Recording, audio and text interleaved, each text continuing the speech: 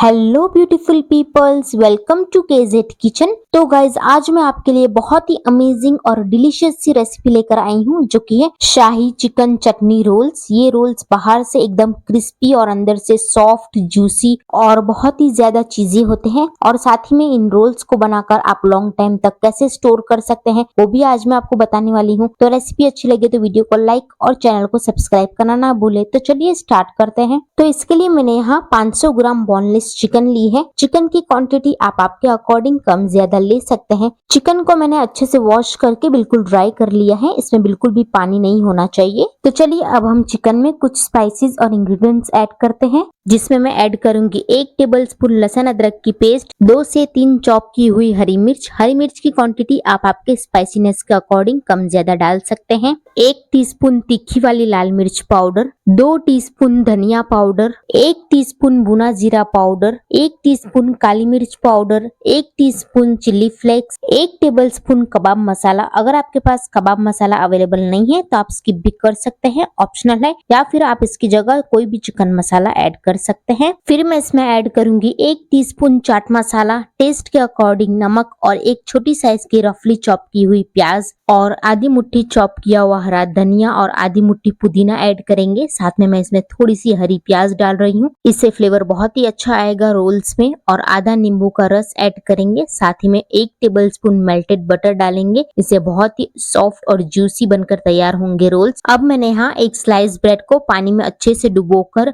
Squeeze कर लिया है। इसमें से सारा एक्स्ट्रा पानी निकालकर इस ब्रेड स्लाइस को मिक्सचर में ऐड किया है। अगर आप इसमें ब्रेड स्लाइस नहीं डालना चाहते तो आप भुना हुआ बेसन भी डाल सकते हैं। तो अब हम इन सारी चीजों को एक बार अच्छे से मिक्स कर लेंगे और मिक्स करने के बाद अब हम इन सारी चीजों को एक ग्राइंडर जार में ऐड करेंगे और अब हम ऊपर से लिड कवर करके इन सारी चीजों को स्मूथली ग्राइंड कर लेंगे। इसका बिल्कुल फाइन कीमा होना चाहिए। तो इस तरीके से मैंने सारी चीजों को ग्राइंड करके इसका बिल्कुल फाइन सा कीमा तैयार कर लिया है और आप देख सकते हैं कि ये बिल्कुल स्मूथ और फाइन टेक्सचर है। बिल्कुल इसी तरीके का कीमा होना चाहिए। तो अब मैं इसमें ऐड करूंगी 1/4 कप ब्रेड क्रम्स और सारी चीजों को अच्छी तरीके से मिक्स कर लेंगे। इससे क्या होगा कि कीमे में अगर एक्स्ट्रा मॉइस्चर वगैरह होगा वो बिल्कुल सोक हो जाएगा और रोल्स जो है वो बिल्कुल आसानी से बन जाएंगे। अगर आपको लगे कि आपके मिक्सचर में ज्यादा मॉइस्चर या ज्यादा सॉफ्टनेस है तो आप ब्रेड क्रम्स की क्वांटिटी ज्यादा भी ऐड कर सकते हैं। तो सारी चीजों को मिक्स करने के बाद ये हमारा शाही रोल का मिक्सचर बिल्कुल तैयार है। तो चलिए अब हम इसे ऊपर से लिड कवर करके 15 से 20 मिनट के लिए फ्रीज में रख देते हैं ताकि ये बिल्कुल अच्छे से सेट हो जाए। तो जब तक ये मिक्सचर सेट हो रहा है तब तक हम इसकी हरी चटनी तैयार करते हैं। तो इसके लिए मैंने यहाँ आधा कप फ्रेश हरी चटनी ली है। ये बिल्कुल बेसिक सी चटनी है। इस चटनी के सारे इंग्रेडिएंट्स मैंने साइड पे मेंशन की है। इसके अलावा मैंने आपके साथ और एक हरी चटनी की रेसिपी भी शेयर की है, उसकी लिंक आपको आई बटन या फिर डिस्क्रिप्शन बॉक्स में मिल जाएगी, तो आप जरूर जाकर चेक कर लीजिएगा। अब मैंने इस चटनी में 1 टेबलस्पून मायोनीज डालकर दोनों को अच्छे से मिक्स कर लिया है। तो ये हमारी हरी चटनी बिल्कुल तैयार है। इसे हम एक साइड रख देंगे।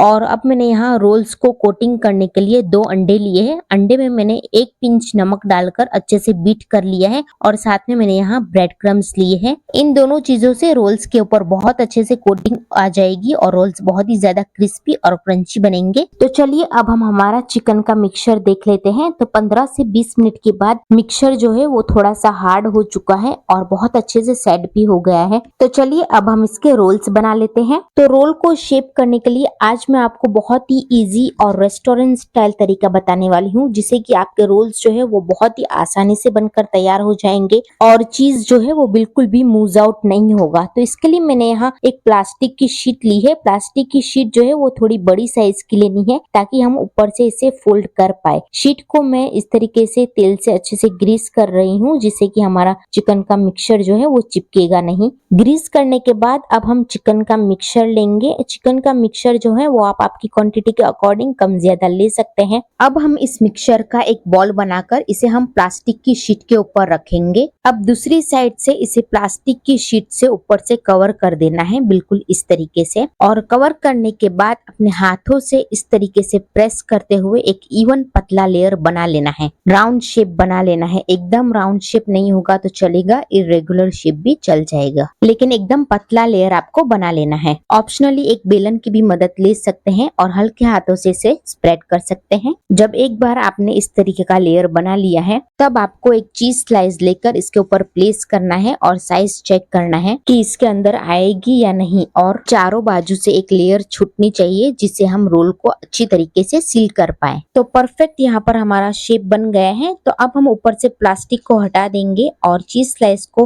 बिल्कुल सेंटर में रख देना है और चीज स्लाइस के ऊपर हम हमारी मायोनीज वाली हरी चटनी लगाएंगे। जब एक बार आपने ये कर लिया, अब आप देखिए मैं इसे कैसे शेप कर रही हूँ। अब प्लास्टिक की ही मदद से मैं दोनों साइड से इस तरीके से सील कर रही हूँ ताकि फ्राई करते टाइम चीज जो है वो मूव आउट ना हो। जब एक बार आपने दोनों साइड्स को इस तरीके से सील कर दिया है, तो जो साइड आपकी तरफ है वो साइड से एक बार इसे इस तरीके से फोल्ड कर देना है और फोल्ड करके इसको आगे धीरे धीरे रोल करते जाना है। ये स्टेप बिल्कुल हल्के हाथों से करना है जिससे कि रोल टूटे ना। तो गाइज आप भी ये रेसिपी जरूर ट्राई करें और कमेंट में मुझे बताइए कि आपको मेरी रेसिपी कैसी लगी। और मैंने बिल्कुल easy to follow folding trick बताई है, तो ये फोल्डिंग ट्रिक आपको कैसी लगी कमेंट सेक्शन में जरूर बताना। तो जब एक बार ये अच्छी तरीके से रोल हो जाए, तब लास्ट वाले एंड को हल्के हाथों से प्रेस करते हुए सील कर देना है। तो इस तरीके से मैंने बिल्कुल परफेक्ट रोल बनाकर तैयार कर लिया है। तो चलिए अब हम इसे कोटिंग कर लेते हैं। तो कोटिंग के लिए मैं यहाँ पहले इसे अंडे में डिप कर रही हूँ। चारों तरफ से अच्छी तरीके से डिप कर लेना है अंडे में। अंडे में डिप करने के बाद फिर हम इसे ब्रेड क्रम्ब से अच्छी तरीके से कोट करेंगे। जब आप इसे ब्रेड क्रम्ब से कोट करें तो बिल्कुल हल्के हाथों से कोट करना है, इसे बिल्कुल भी प्रेस नहीं करना है, बस हल्के हाथों से ही ब्रेड क्रम्ब्स में कोट कर लीजिए। तो इस तरीके से हमारा बिल्कुल परफेक्ट शाही रोल बनकर तैयार है। इसी तरीके को फॉलो करके हमने सारे रोल्स बनाकर तैयार कर लिए हैं। जब एक बार आप इस तरीके से सारे रोल शेप कर ले, उसके बाद आपको इसे 10-15 मिनट के लिए फ्रीजर में रख देना है, जिससे क्या होगा कि इसका शेप होल्ड हो जाएगा और शेप होल्ड हो जाएगा ना तो फ्राई करने में आसानी रहेगी। तो चलिए अब हम इन रोल्स को फ्रीज करने का तरीका देख लेते हैं। तो फ्रीज करने के लिए आप इसे किसी भी एयर टाइट कंटेनर या फिर जिपलॉक बैग में डालकर 15 से 20 दिन तक आराम से स्टोर कर सकते हैं फ्रीजर में। ये बिल्कुल भी खराब नहीं होते हैं, ऐसे ही फ्रेश रहते हैं। और जब भी आपको इसे फ्राई करना हो, आधा या 1 घंटा पहले निकाल कर फिर फ्राई करें। तो फ्रेंड्स ये रोल्स बहुत ही यम्मी और बहुत ही डिलीशियस बनते हैं, बहुत ही अमेजिंग सी रेसिपी है। अगर आप मेरी रेसिपी ट्राई करके बनाएंगे ना तो आई एम डैम श्योर आपको ये रेसिपी बहुत ही पसंद आएगी। और आप चाहे तो इसे किसी भी स्नैक्स, स्टार्टर या फिर एपिटाइजर में सर्व कीजिए। और रमजान इफ्तार के लिए तो ये बेस्ट रेसिपी है, बच्चों से लेकर बड़ों तक सभी को पसंद आते हैं। So do try this recipe and don't forget to share your feedback in comment section. तो जितने रोल्स मुझे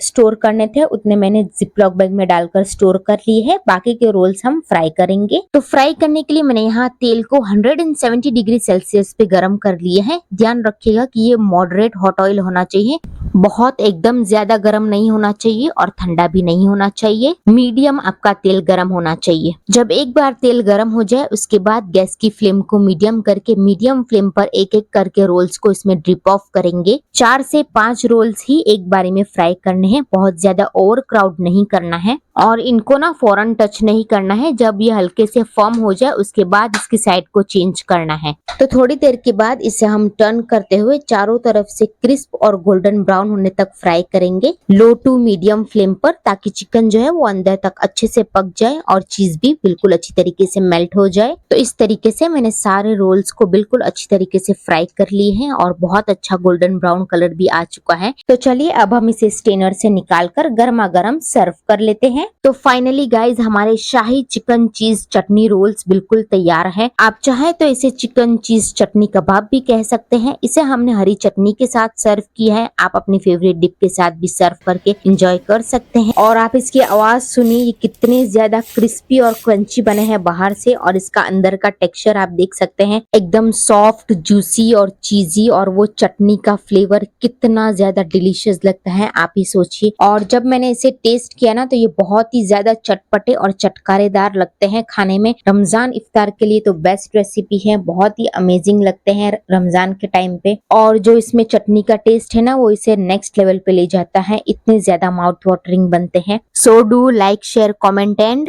subscribe।